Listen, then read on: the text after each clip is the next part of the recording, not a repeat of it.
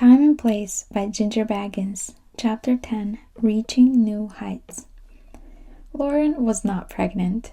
He'd asked more than once at the engagement party. In fact, he was pretty sure he'd begged her to let the weasel knock her out as soon as possible after the third time she'd shot his hopes to shreds.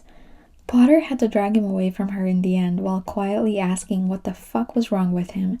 He'd not been able to tell him that in his first act of genuine friendship with Granger that he had lost to her, again. He called it an act of friendship. He said it to himself repeatedly, desperate to convince himself that it was not at all shameless flirting. But it was no use. He was shamelessly trying to flirt with Granger. The thought horrified him. Not for the same mindless reasons it would have done so 10 years ago, but for the simple fact that she was unquestionably too good for him. He'd had a small sweet taste of what her friendship could be, and like any spoiled child, his appetite had immediately grown ravenous. He'd overwater it before it could bloom. That was setting aside the fact of their history, which could not be denied, nor apologized for, apparently. He'd been the direct cause of a great deal of her suffering, and he'd watched her from the sidelines as she endured a great deal more at the hand of his own akin. The audacity he had to flirt with her after such atrocities were astounding, and yet he had it all the same. She was somewhat intoxicating, he was beginning to find. He'd spent his day drifting between the two offices in revel in the smell of jasmine in the air. He'd go home at night and miss the sound of her quill scribbling, or the little curses she would mutter as she fiddled with the time-turner. She'd bring him coffee, and he'd drink it like he was parched, hoping that it meant she'd do it again. She'd stride into his office and throw herself down on the chase, complaining about the endless possibilities she was facing, not knowing how to find comfort in the fact that, for now, her mission had already been accomplished in another time. He watched her with rapt fascination as she wrapped singular curls of her hair around her wand while she read, or how she gnawed gently at her bottom lip when she was deep in thought, leaving it pink and swollen and woefully inviting to a menace like Draco. She'd laugh at something he said, and the sound would follow him into his dreams, drowning out the sound of her screams, which had followed him for significantly longer. But it didn't matter, none of it, because the friendship she had offered him was tenuous at best, and already far more than he deserved. He'd get over it because he had to. Today was a perfectly good opportunity for him to do just that, as today was the day he paid his dues.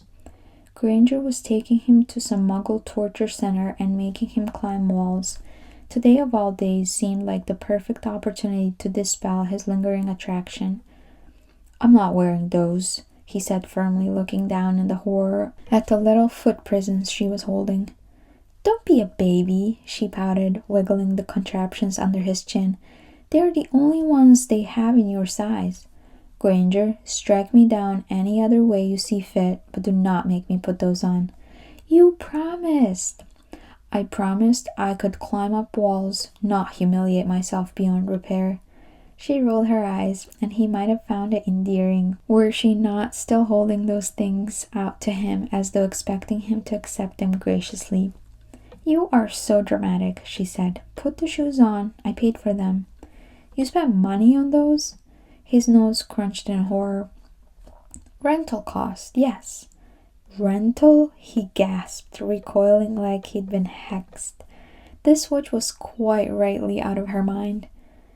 "They have been cleaned, Malfoy," she sighed, tapping her foot with impatience.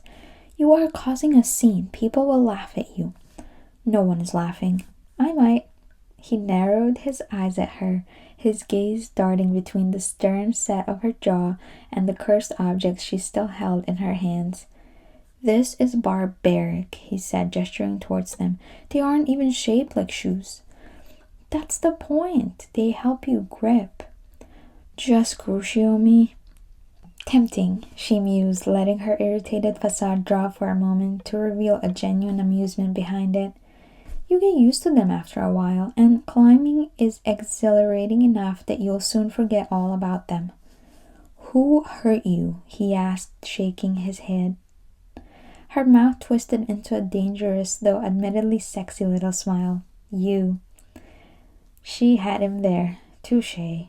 "Wear the fucking shoes, Malfoy." And so he did.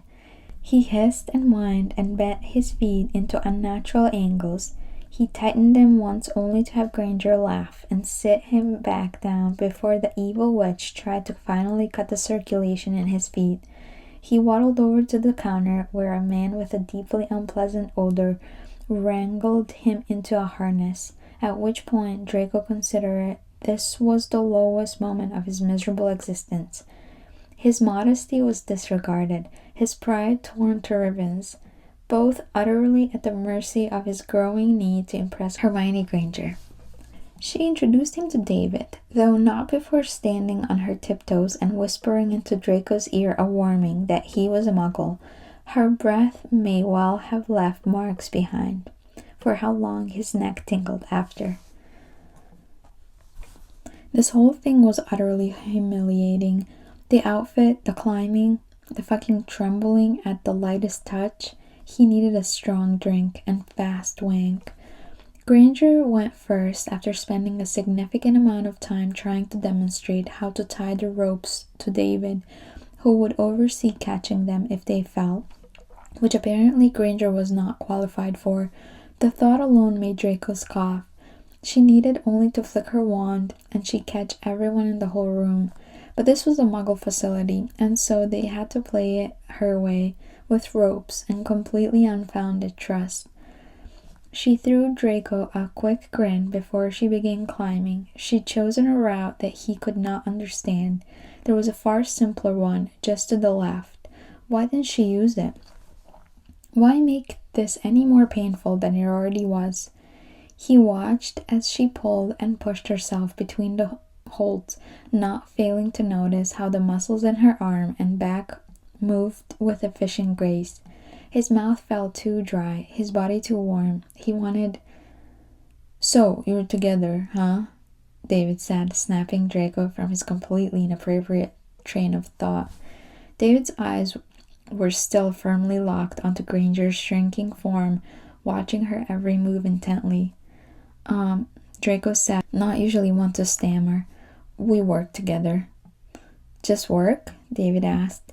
He wasn't an enormous fan of where this was headed, but he wouldn't lie out of jealousy. He had no right to feel. "Just work." "So you wouldn't mind if I asked her out for a drink?"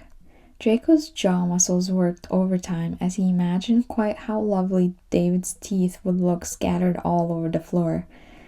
He wouldn't mind? Oh, he fucking would. He'd mind very much indeed. "Be my guest," he hissed through gritted teeth, knuckles cracking as he fisted his hands at his side. This was insanity. He had no right to these waves of intense rage. David seemed just fine, and Granger trusted him enough to place both of their lives in his hands. Hands that had been, now Draco was thinking about it, rather close to her waist while he'd hook into her harness. Hands that were, if he were to notice, calloused and covered in aged chalk that would likely never wash out, as opposed to Draco's own long and slender hands that had been trained to write almost exclusively in calligraphy. Perhaps Granger wanted someone with a bit more about them. Weasley was strong, and she'd certainly loved him. Weasley.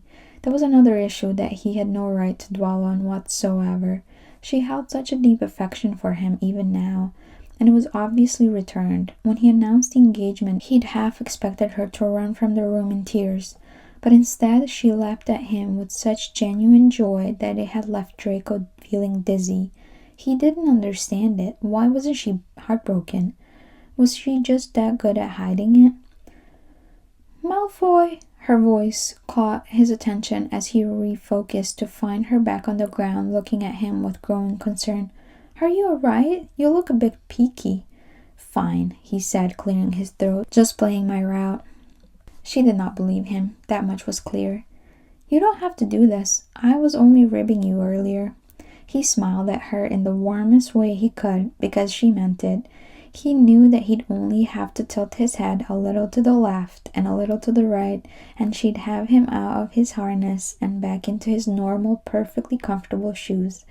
But they'd come all this way, and he'd already sacrificed so much of his dignity, and she'd wanted to bring him here. So he straightened up and turned his attention to David, signaling to go ahead and hook him in. 5 minutes later, Draco was standing at the bottom of the wall, realizing that he'd made an enormous mistake. "You got this, dude," David called, and Draco winced at the unbefitting address. "Thank you, dude." He heard footsteps shuffle closer, and he peered over his shoulder to find Granger's encouraging smile. "You still play Quidditch, don't you?" she whispered. He raised an eyebrow at her, feeling rather pleased with himself. "I'm glad you can tell." "Shut up," she giggled, and the sound shot through him like a curse. "Use your legs more. You will have a broom strength in them already. Don't get fooled into pulling yourself all the way up with your arms alone."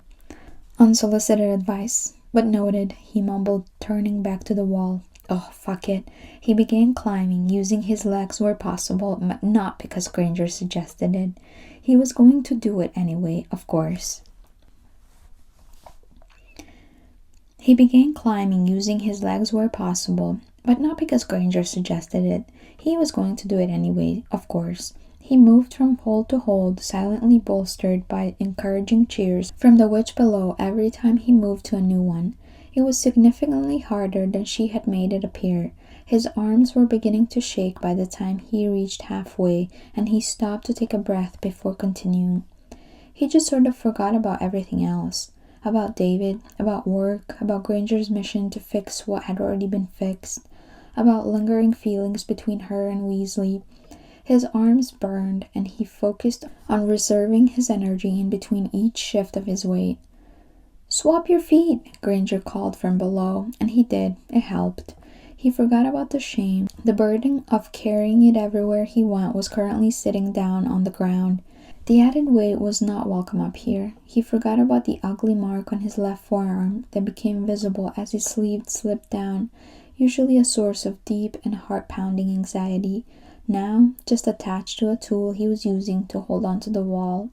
He forgot about his parents. Their focusing assortment of love and judgment was left down there with the rest of it. He forgot for a minute about the entire bloody war. Right now, he was just Draco Malfoy. His arms hurt, and he was 3 holds away from the top. "Come on, Malfoy," Granger cheered, and his face split into a grin. He clasped the final hold with all his remaining might, and she cheered as though he'd just won the World Cup. He'd done it, and he'd done it without magic. No broom to carry him up there, no charmed clothes to keep him cool, just the sweat that was now running down his temple and the tremble in his overexerted fingers as he held on. "How do I get down?" he called out, elated. "You let go," she replied. His joy popped like a balloon. "What?" he screeched, pulling himself closer to the wall. "Just like I showed you." She might have, had he not been thinking about David's loose teeth or Weasley's steady gaze. He might have fucking seen it. But he had been, and so he'd missed it. He wasn't letting go. She didn't have a wand, and neither did he. There was nothing to catch him. He'd break his legs and shatter his knees and pop his ankles and... "Let go, the ropes will catch you." Will they? Fuck. The ropes were just ropes. They were no substitute for the safety of magic. His breathing sped up. His arms were shaking. He was going to fall. He was going to fall to his death in this pit of sweaty despair, and he'd be forever remembered as the guy who died wearing these weird fucking shoes and... "Take a deep breath," she called up, and he squeezed his eyes closed. "If you panic, you could hurt yourself. Just lean back. David has you." There was no way possible David had him. "You're safe, buddy," David called like a liar. Draco shook his head, praying to Merlin, Cersei, and all the rest of them that everyone would just leave the room and let Granger fetch her wand. He could hold on for a few more minutes. What's a torn muscle or two in comparison to compound fractures? "I'm coming up," he heard her shout, but he did not listen. Maybe he could climb back down the way he came. He tried to let his foot drop to the nearest hold below, but he was already too tired. He slipped, and every curse under the sun came flying out of his mouth. He pressed his face into the wall as he held on tighter, trying to catch the breath that was threatening to abandon him. "Draco?" Granger's voice was close enough to shock him now. He opened his eyes to find her beside him. Her ropes were held by someone he'd not seen before. A small crowd had begun to gather, and Draco wondered if perhaps it might be better to let go and break his neck after all. "This is a fucked up hobby, Granger." "I didn't think you'd be afraid of heights since you play Quidditch." He shook his head, squeezing his eyes shut again. "It's not the height, it's the ropes." "You don't trust them?" she asked, and he shook his head again. "I promise you, they'll not let you fail. Do you want me to show you again?" "No," he snapped. He did not want to be left alone here. "No, please, just..." "All right." She reached over and gripped his shoulder. "Breathe in with me for 5 seconds. He watched as she mimicked a long, slow breath, and he copied her movements. 5 in, slowly, 5 out, slowly. Repeat, repeat, repeat. "That's good," she hummed, and her voice was like a blanket. "You ready to let go?" He shook his head again. He'd never be ready. Never. He was staying here. He was moving onto his wall. He'd find a way to hold on until he was old and gray. Granger would need to bring him food and drip feed him. He'd never get to shower again, never get to take these horrendous shoes off, never get to wash the chalk from under his nails. "I wasn't sure if you caught the other day," she continued, looking more amused than he felt the situation called for. "Harry mentioned Buckbeak. You remember him?" She pointed to the small scar on his wrist. He could have healed it properly at the time and never had a scratch to show for it, but he'd stupidly thought it gave him more of an edge. He'd lived a life of many regrets, but getting that creature killed was one that weighed heavily on his heart. She didn't look angry, though, not nearly close to slapping him. In fact, she looked rather comfortable. He realized she was not holding onto the wall at all. She was leaning back, both hands free, and the ropes were holding her steady. "He's alive," she said, and he felt his eyes widen. "Harry and I went back a few hours and got him out of there. Broke Sirius out on the back of him, too. He's doing just fine. He lives in the Highlands with a sweet old woman." "He's alive?" he echoed, everything else fading into the background. I didn't, but the executioner..." "Well, they were hardly going to admit they'd lost a big, bloody hippogriff, were they?" She chuckled, swaying comfortably from foot to foot. "You didn't get him killed, Draco." Relief like nothing else he'd felt before. "Now, try leaning back a little like this."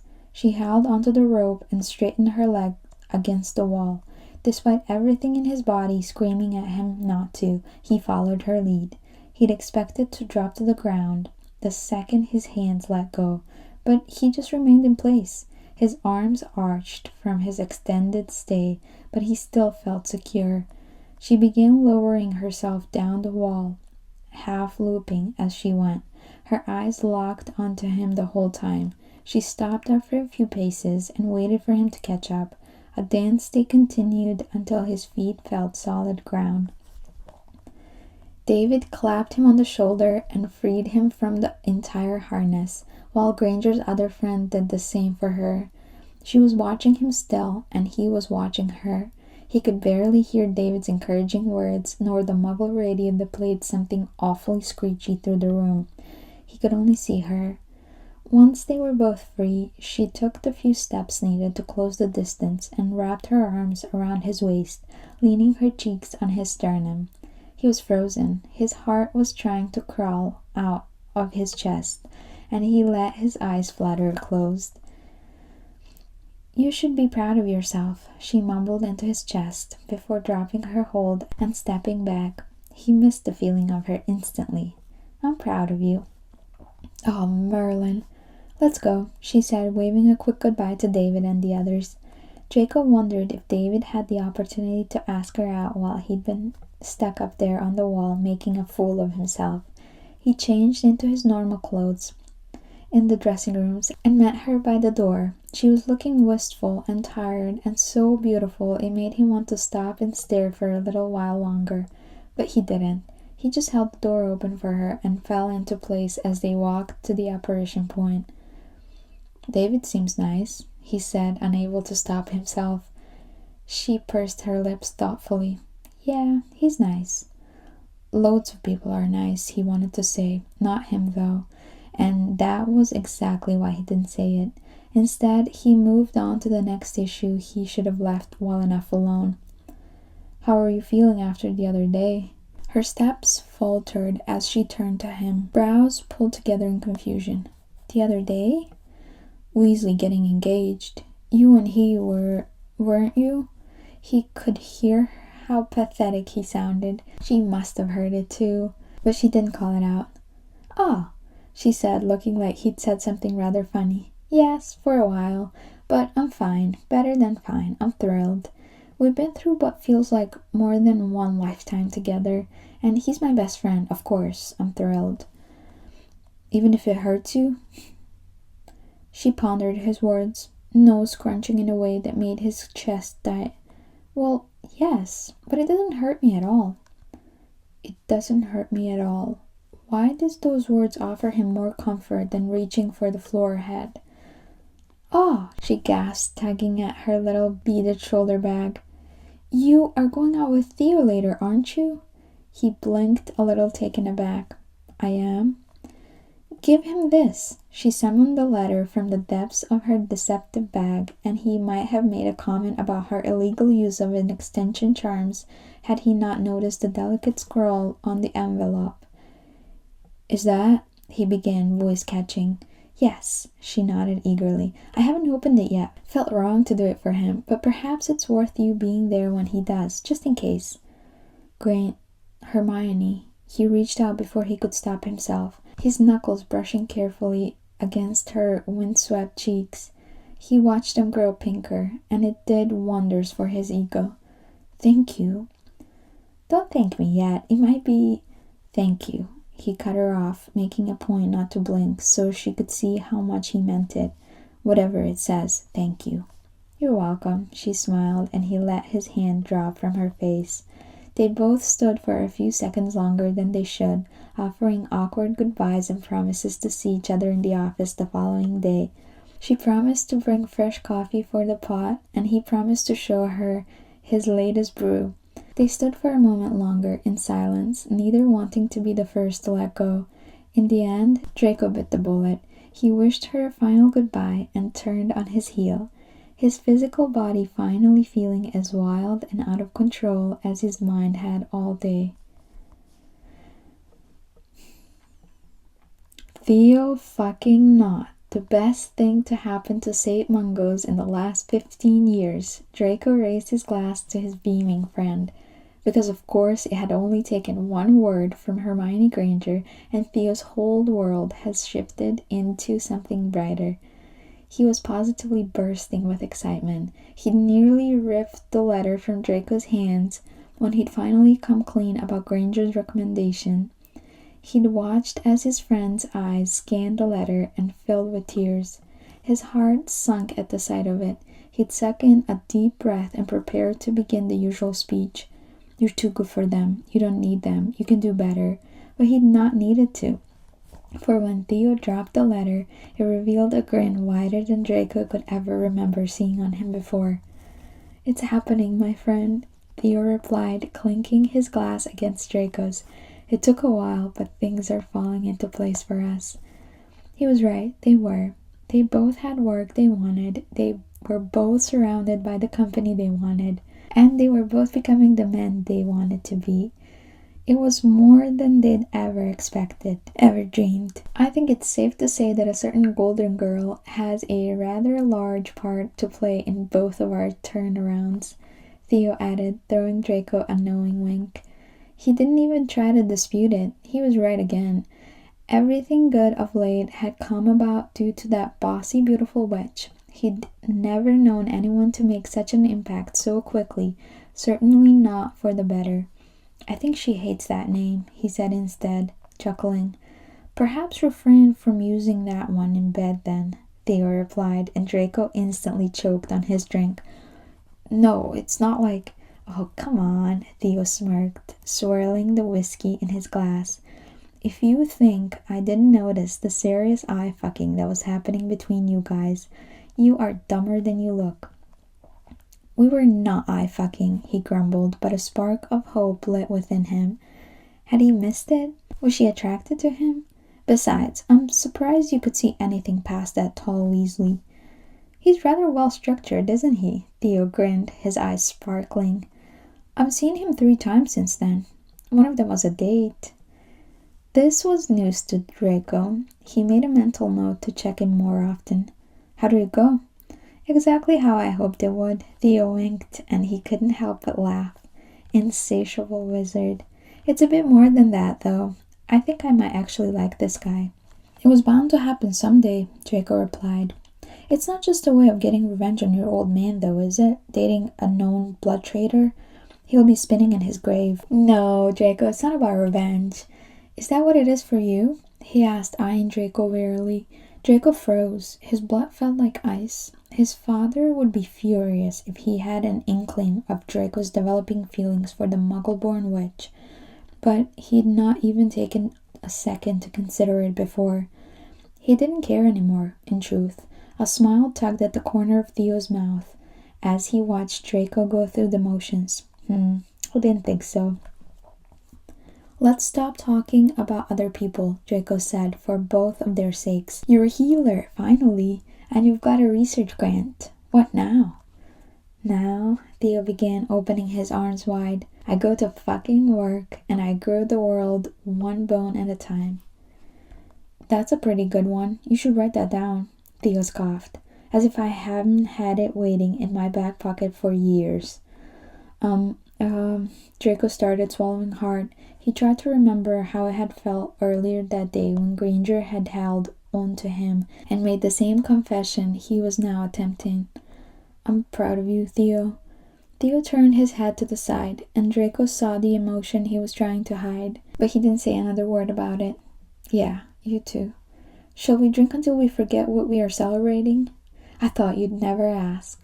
They both knocked back their whiskeys quickly, and Theo wasted no time in pouring another from the bottle. It was dead inside of the leaky, which is why it was such a ground-shuddering shock when Draco heard an old but familiar voice. As I live and breathe the airs of the manors, Marcus Flint called out, stumbling his way towards the table. Draco stiffened. Theo almost choked on his drink, and they both shared a glance filled with words that needed not to be spoken to be shared. Not this fucking guy. Flint pulled up a chair and nearly fell into it, steadying himself by gripping the table with one hand, almost knocking over the very expensive bottle of whiskey in the process. Yes, please do sit, Theo deadpanned. What are you boys up to? Flint slurred, his breath strong enough to bring down a troll. Drinking in silence. Oh, lighten up, not. Flint tried to slap Theo on the shoulder, but he missed spectacularly. At least you aren't working as the ministry lapdog like some folk. He was inclining his head toward Draco in a not too subtle way. Draco's grip on his glass tightened. Charming as ever, Flint. I heard they moved you now, though. Is that true? He asked, glassy-eyed. Draco responded, hoping that Flint would soon bore and leave. Hoping he would go quite literally anywhere else but right here. My pal over here, he pointed to a wizard at the bar whom neither Draco nor Theo recognized. He said he'd seen you following around Potter's mudblood like a little puppy. Draco wasn't exactly sure what had happened. All he knew was this. 1 second he was nursing his whiskey and a growing headache, and the next he was on his feet. His wand was pressed firmly against the chin of one Marcus Flint. Say that again, he warned in a voice filled with rage that he'd not heard in nearly a decade. Go on. Theo didn't intervene. He just watched with flecks of fury in his own eyes. Draco thought he'd probably let him kill Flint if he wanted to. Marilyn Malfoy, are you fucking her or something? Draco muttered a quick incantation and enjoyed the sound of Flint's cries as his knees flipped to the back of his legs. He'd not used this hack since school, but it felt like the very least this sack deserved. Hands were on Draco's shoulders, and he could hear Theo arguing with the barman, but Draco was only seeing red. His breathing was sharp and short, like it had been on that wall, only now it was out of blind fury. It was so close as he ever gotten to wanting to take a life. "Barred for at least a month," the barman called, turning back to the sobbing Flint. "You, however, are barred for life. That language is not tolerated." Draco did not hear the rest of the verbal dressing down as Theo pushed him out of the door and into the near-empty street up Diagon. His hands were still shaking. His vision was still blurred. His heart was thumping so hard that he thought he might be sick. Theo let out a long, hearty laugh from beside him, and he managed to control himself long enough to shoot a confused glare in return. "Is something funny?" he snapped. "Oh," Theo sighed, draping his arm around Draco's shoulders and giving him a firm shake. "You, my dear friend, are in so much trouble." And that's the end of chapter 10.